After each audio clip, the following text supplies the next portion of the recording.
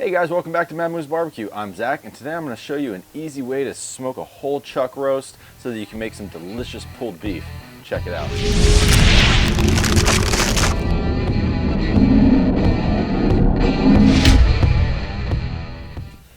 Alright guys, so what we have here today is a 4-pound prime grade chuck roast.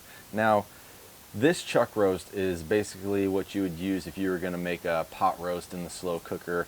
It's the same piece of meat, but today what we're going to do with it is smoke it at 275 degrees over some post oak and hickory wood on the Masterbuilt Gravity Fed Series 1050 smoker. Now, this is a pretty simple process. I'm going to go through step by step so that even if this is your first time doing this, you're going to be able to make this a successful cook and get through it without any problems. So the first thing that we're going to do is I'm going to bring you in closer and show you the prep work for this chuck roast, which is very, very simple. There's hardly any prep work besides seasoning it up. So I'm going to bring you in closer and you can watch how I do that. Okay, so like I had, we have a prime grade chuck roast here. The marbling on this chuck roast is absolutely beautiful. I picked it up at Costco. It's a pretty inexpensive cut of beef. So the prep's going to be really simple. I'm not going to trim anything off of it, not even this hard fat, because at the end of this, we're kind of going to braise it after it picks up some smoke. So I really want those juices just to kind of fall out of it. And it may not render down all the way, but that's going to be all right. We just want as much juice as possible to be at the bottom of the tray when we get to that point. The first thing that we're going to do is just add some olive oil to it. This is really just to act as a binder to help our rub stick to the meat. You can use mustard, you can use hot sauce, you can use whatever you want. It's not really going to impart much flavor. It's just to help your rub stick. Now the rub that we're going to be using today is actually a combination of two rubs. First rub we're going to use is our Mad Moose Barbecue Chop House beef rub. It's got the real thick chunks of garlic and onion, some coriander, black pepper, salt of course, and some red pepper flakes. So what you want to do is pat it in just like that, squish it down, don't rub it. Even though it's called a rub, we don't want to rub it. And then we're just going to make sure we get all the sides like we always do in the videos. Remember, don't neglect your sides. This is a large chunk of meat. Sorry, this thing is moving around a little bit. It's a large chunk of meat. So that means that it can take a lot of seasoning. We want it to have plenty of flavor on it because at the end of this, we're going to pull it apart, shred it, maybe make some tacos or some pulled beef sandwiches. I haven't really decided yet, but first thing we got to do is just get through the process.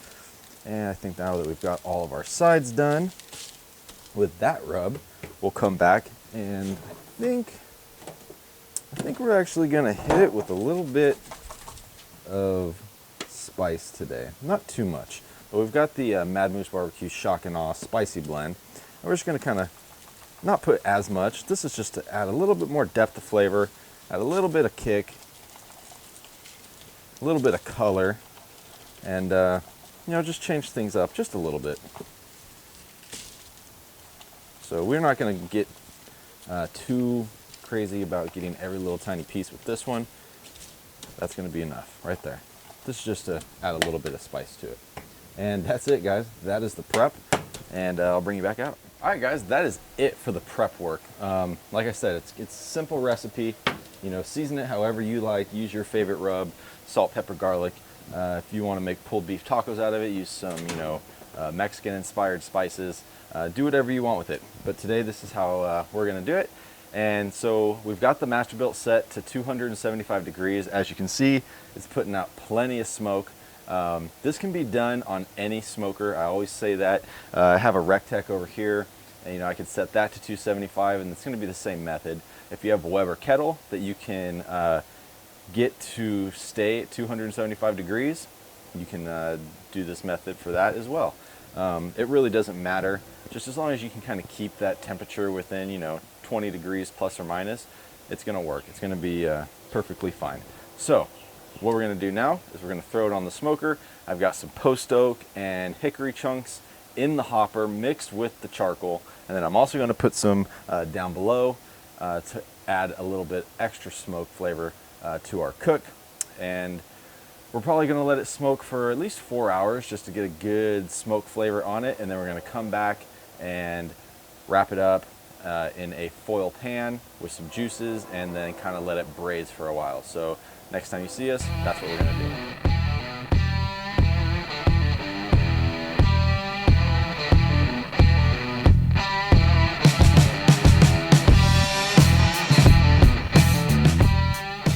Alright guys, so that's all there is to it, to the prep work. A little bit of a binder, a little bit of our seasonings, and we're going to throw it on the smoker at 275, which I've already done. I've got my temperature probes in there. We're going to let it cook to about 160 degrees internal. Then we're going to take it off, put it in a foil pan with some juices, cover it up, and throw it back on the smoker until it hits that internal temperature of about 200 to 205 degrees. We want to make sure that everything breaks down really well and that it's going to be super easy to shred. So next time you see us, that's what we do.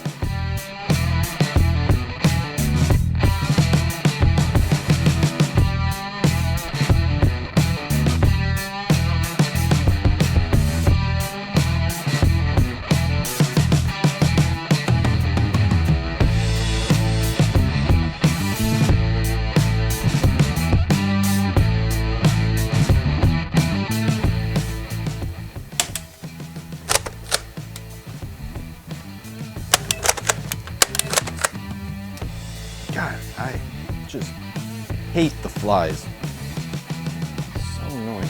Doesn't matter how many flies I kill, there's always going to be 10 flies for every fly that I kill.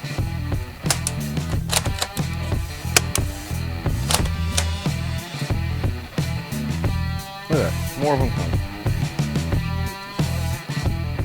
Alright guys, so we took our chuck roast off the smoker. It hit an internal temperature of 160 degrees. It's been on there for about 3 hours at 275. So what I did is I placed it inside of this half foil pan, and we're gonna add about half of a beer, just enough to kind of layer the bottom of the pan. Might be a little bit more than half. It got done a lot faster than I thought it was going to. It's only been 3 hours and it's already at 160 degrees internal. So that's one of the reasons it's very, very important to have a good, reliable, like probe thermometer that you can leave in there. And it's really, really convenient if you can just monitor it from your phone. I personally have a Fireboard. It's a little bit more on the expensive side, but there's a lot of cheaper versions out there.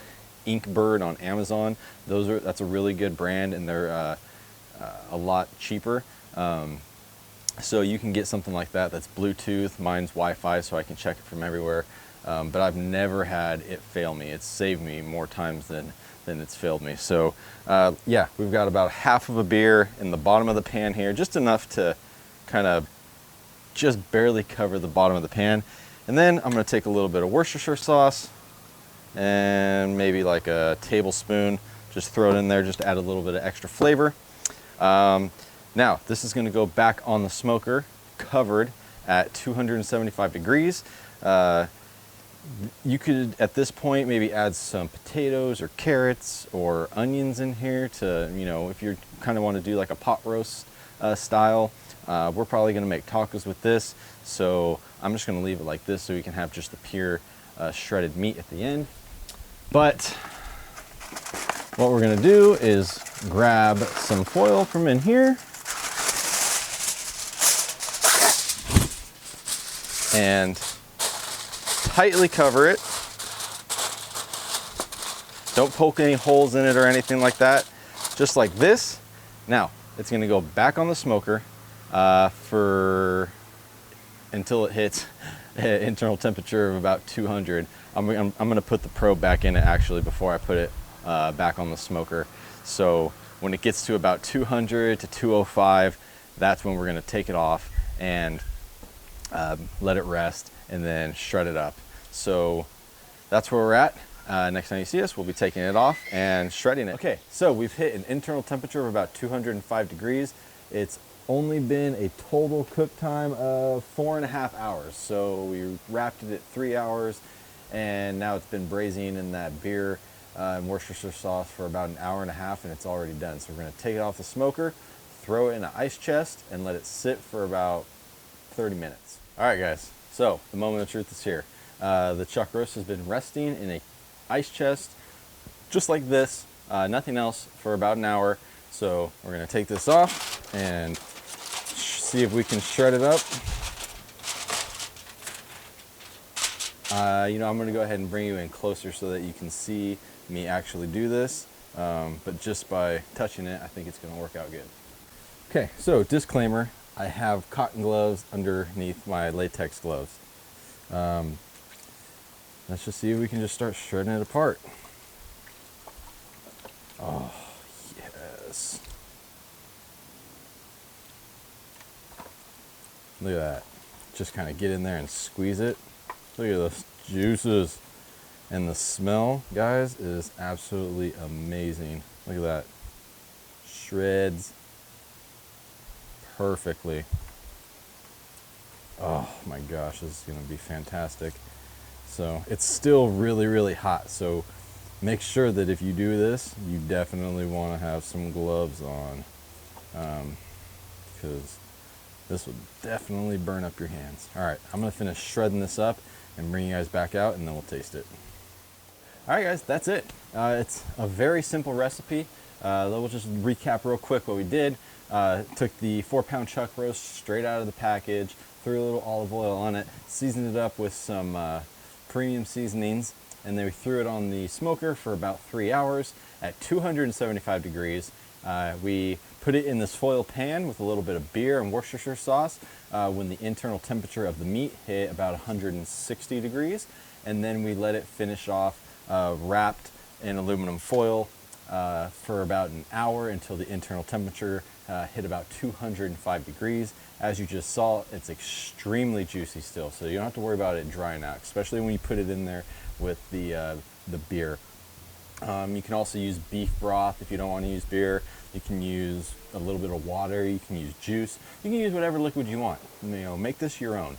And at the end of the day, when it comes down to this part, it's so versatile what we can do with this. We can make barbecue beef sandwiches. We can do tacos. We can do burritos. So much stuff that we can do with this. So right now, the last thing that we have to do today is give it a taste. And I'm gonna grab a piece that has some good bark on it because I really want to get that flavor. I'm actually gonna dip it in some of the juice. Oh. Man, that is phenomenal. Sorry, I ate a little too fast. Anyways, this is absolutely fantastic, guys. It came out great. It's flavorful. We got all the herbs from our Chop House rub. We've got the little bit of kick from the Shock and Awe spicy blend, and then a little bit of that beer flavor in the juices still. So if you want an easy recipe to do for your family, that's only going to take a total of maybe 4 or 5 hours, I think is what we ended up doing. It was about 4.5 hours of a cook and then an hour rest. So 5.5 hours. And you've got plenty of food. Feed an entire family, feed your friends, do whatever you want with it. Make something different. And it's a very simple recipe. I hope you guys enjoyed this video. Give it a thumbs up. Subscribe to our channel. Make sure you hit the notification bell so that you know every time we release a new video. Lastly, visit our website, www.madmoosebbq.com, if you want to try any of our products. And I really hate flies. Make sure you follow us on Facebook at Mad Moose Barbecue and Instagram. And you guys have a great day. Thanks for watching.